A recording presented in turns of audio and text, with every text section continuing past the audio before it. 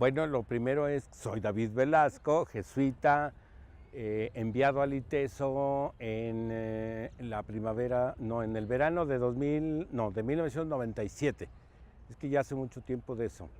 Yo venía de hacer estudios de doctorado en educación en Chile y llegando aquí tardaba el rector Pablo Humberto Posada en ubicarme porque no sabía exactamente ni quién era yo, ni qué sabía hacer, ni nada.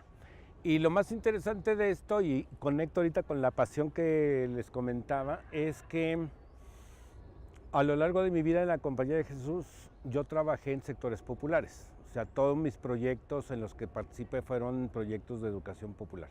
Lo mismo trabajé con campesinos que con poblaciones urbanas, en el Cerro del Cuatro, por ejemplo, o con campesinos en la Sierra Norte de Veracruz, en una estación de radio, por cierto, en la que recibíamos, en aquel tiempo recibíamos camadas y camadas de estudiantes de comunicación del ITESO, que hicieron cosas brillantísimas, ¿no? Entonces, mi pasión en ese momento siempre ha sido el trabajo popular. Y en el ITESO tardé en conectar el asunto, si no es porque en buena parte me pedían talleres de análisis de la realidad y estrategia popular, que fue lo que aprendimos a lo largo de los años en los proyectos de educación popular. Entonces, de hecho, mi tesis doctoral trabaja una recuperación sistemática de las 6, 7 experiencias que tuve a lo largo de casi 25 años, ¿no? Y en este momento justo traigo a la memoria que el taller que realizamos aquí con profesores de las Iberos y 3 equipos del ITESO para implementar ese manual de diseño de proyectos de educación popular, que fundamentalmente son herramientas para promover la organización social y establecer actividades tanto de formación de los grupos como de entrenamiento, capacitación y además todo lo que implica su desarrollo, su fortalecimiento, el ubicar demandas y demás. Entonces, eso a mí me ha ayudado mucho desde lo que hago en el ITESO. Y luego, peor todavía, cuando los rectores del SUG decidieron evaluar el campo estratégico contra la pobreza y la exclusión, sobre todo porque veían que se había concentrado fundamentalmente en investigación de la pobreza.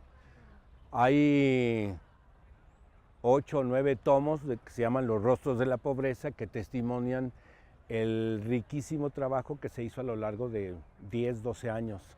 Y los rectores decidieron ver la posibilidad de que se reorientara el campo estratégico hacia mayor vinculación con grupos, colectivos, organizaciones sociales y demás. Y me pidieron a mí que si yo quería hacer ese tipo de evaluación, yo le dije, de querer quiero, de que me apoyen esa es otra cosa. Y sobre todo que no iba a ser un asunto sencillo, sobre todo pensando en académicos que su desarrollo y su talento se ha concentrado sobre todo en la investigación. Y yo percibí que sí había cierta inquietud en que se pasara de la teoría a la práctica, de lo que se va comprendiendo de qué causa tanta pobreza y tanta miseria, a luchar con la gente, a erradicar todo tipo de pobreza y exclusión. Entonces, yo llevo en la coordinación, este es mi 4º año, y nos hemos propuesto construir una serie de redes de proyectos de intervención universitaria, en donde este año lo hemos dedicado a visualizar, inventariar la diversidad de proyectos de economía social y solidaria que hay en las Iberos y en el ITESO. Aquí en el ITESO simplemente hay 3 o 4 o más equipos que trabajan el asunto, y lo que se ha tratado de hacer aquí en el ITESO es juntar a los profesores, platicar en qué están, qué es lo que están haciendo, porque a veces son tan dispersos este tipo de proyectos que muchos no se conocen entre sí. Y lo que estamos promoviendo es primero que se conozcan, que se discuta en torno a lo que es economía social y solidaria, porque hay 1000 maneras de entenderla. Entonces, cómo vamos homogenizando eso y sobre todo conociendo en qué tipo de proyectos estamos trabajando, cómo colaborar en cada plantel, estoy hablando de las universidades grandes como la Ibero Ciudad de México o el ITESO, menor grado de complejidad tienen las universidades medianas como la Ibero Puebla o la Ibero de León, y las pequeñas como la de Torreón, Tijuana o la YUC son más locales y se puede concentrar mucho mejor, ¿no? Entonces, de hecho, al rato me voy corriendo a la reunión virtual para platicar y comentar qué hemos conversado en esto, ¿no? Son 5 redes las que nos hemos propuesto construir. La primera, la relativamente más sencilla, que son los centros de desarrollo comunitario, porque casi todas las Iberos y el ITESO tienen, nosotros el Centro Polanco y otros centros. Pero, ¿cómo derivamos esos centros de desarrollo comunitario a compartir con la gente sus propias iniciativas de tener sus propios centros comunitarios y qué colaboraciones le piden a las universidades para su fortalecimiento, desarrollar sus luchas, entrenamiento y demás, ¿no?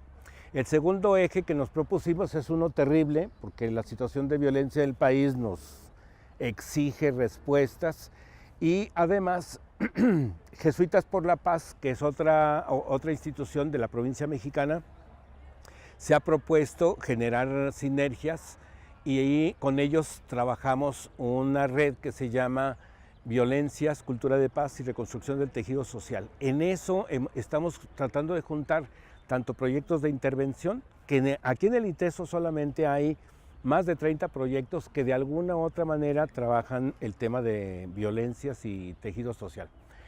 El tercero, que es el que estaríamos trabajando este año, es el de Economía Social y Solidaria, pero nos quedarían 2 más. Uno que tiene que ver con problemas ambientales, o sea, la cuestión del agua es fundamental. El ITESO tiene un planteamiento muy claro en torno al aprovechamiento del agua y yo creo que en el ITESO hemos decidido destacar en eso y ser referentes fundamentales en torno al problema del agua, tanto a nivel técnico como a nivel social y ambiental. La quinta red que queremos construir en base a proyectos que hemos localizado tanto en las Iberos como en el ITESO tiene que ver con bienestar social, pero sobre todo pensando en adultos mayores. Los estudios demográficos nos dicen que en la próxima década el porcentaje de adultos o personas mayores de 65 años van a crecer. Y el problema es la gran cantidad de hombres y mujeres de esas edades que no van a tener ningún tipo de pensión, ni seguridad social, ni atención. Entonces, ese problema nos va a reclamar una atención de parte de las universidades. Y además que actualmente se están dando casos de olvido y abandono de ancianos, tanto en asilos como en hospitales. Y ese es un problema al que las universidades queremos de alguna manera atender. En medio de todo esto, bueno, investigo y escribo. O sea, en mis ratos libres investigo y escribo. Actualmente hay un libro que se está distribuyendo que es El oficio de defender los derechos humanos. Ese libro, a mí me ha llamado la atención la manera como la Oficina de Publicaciones ha generado una estrategia de distribución en línea. Y entonces yo lo que hago es con mis contactos, que son contactos en redes de defensores y defensoras, pues han ocurrido muchas descargas que la Oficina de Publicaciones lleva registrado, más las que se pueden generar todavía más, porque no he tenido tiempo para eso. En este momento hay un libro que ya está trabajando la Oficina de Publicaciones sobre las mujeres zapatistas. Yo siempre he seguido ahora sí que desde antes del alzamiento zapatista, la situación de los indígenas en Chiapas, por mi cercanía con los jesuitas que trabajan en la misión. Y he escrito desde entonces libros, capítulos de libro, artículos, conferencias, un montón de cosas, pero cuando sucedió hace ya casi 10 años, el encuentro de los pueblos zapatistas con los pueblos del mundo, especialmente el encuentro de mujeres, comandanta Ramona, a mí me llamó poderosamente la atención, porque yo dije, aquí algo van a sacar de novedoso, de original. Y ciertamente, las mujeres zapatistas reclaman o critican los feminismos tradicionales, que son normalmente clase medieros y blancos o blancas, ¿no? Y ellas reclaman eso para decir, nosotros en la selva lo que hacemos son hombres y mujeres juntos luchando contra el capitalismo, porque reconocemos, dicen ellas, que el enemigo no son los hombres, sino el enemigo es el capitalismo que afecta a hombres y a mujeres. Por lo tanto, hombres y mujeres juntos vamos a luchar contra eso. Bueno, hay otro libro que ya pasó al Consejo Editorial, lo aprobó el Consejo Departamental, que se llama Autonomías Populares y Proyectos de Vinculación Universitaria. Ahí yo lo que hago es fraguar pues todo mi saber y entender de 30 años de trabajo popular, pero sobre todo retomando las reflexiones del padre Enrique Gutiérrez Martín del Campo, que fue nuestro director en Fomento Cultural y Educativo en los años 70 y parte de los años 80.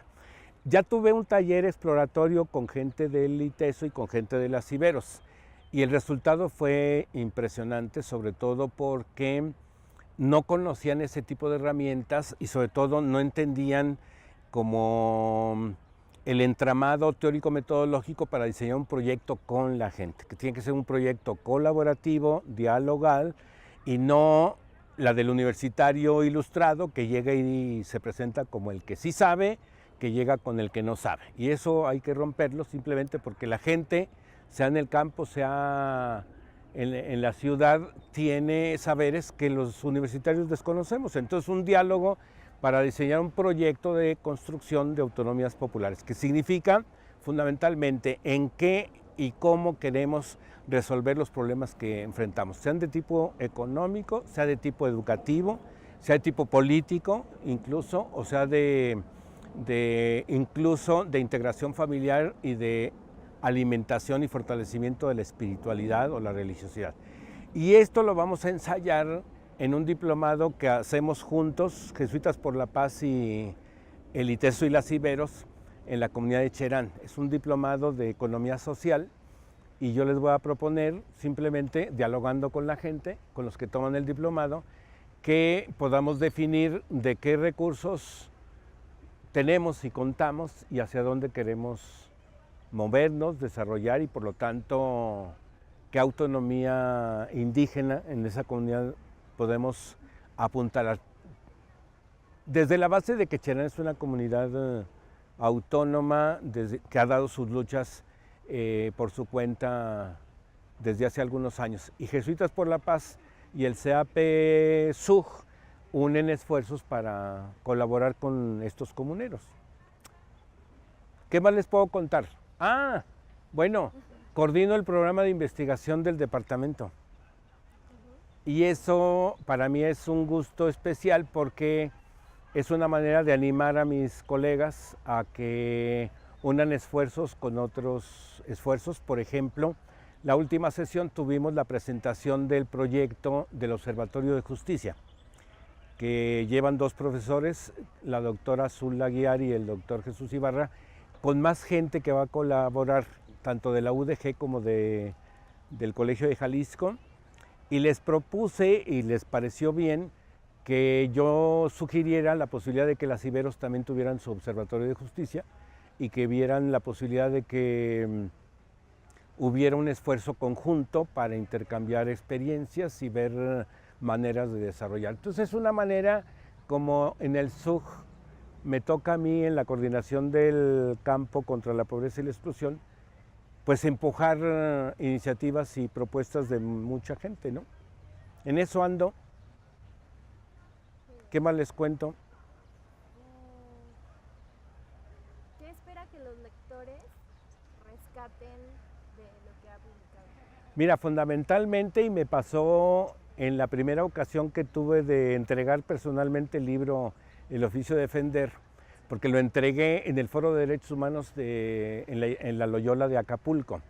Y como lo entregué a defensores, yo lo que espero en ese libro, que los lectores vean reflejada su experiencia y que de alguna manera se sientan cuestionados porque hay unos testimonios de hombres y mujeres defensores de los derechos humanos que al más pintado, a la más pintada le cuestionan ¿y tú cómo le estás haciendo? Porque finalmente lo que hicimos en el libro fue recabar testimonios, primero, ¿de qué pulga te picó para que te metieras a un oficio tan de altísimo riesgo? Entonces ya dan cuenta 20 testimonios distintos.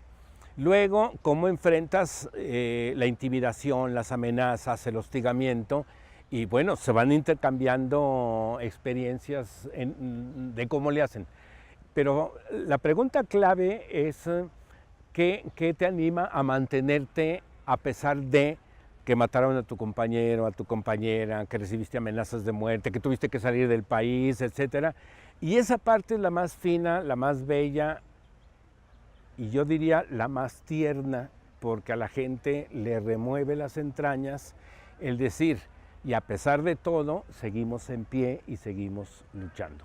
Nada más me faltó entrevistar a buena parte de los padres de los de Ayotzinapa, pero estaban fuera de mi alcance en ese momento porque recién estaba el otro libro sobre Ayotzinapa. Entonces, yo espero que lectores y lectoras recarguen las pilas y me ayuden a preparar la segunda edición. Pues hasta la siguiente. ITESO, libres para transformar. Universidad Jesuita de Guadalajara.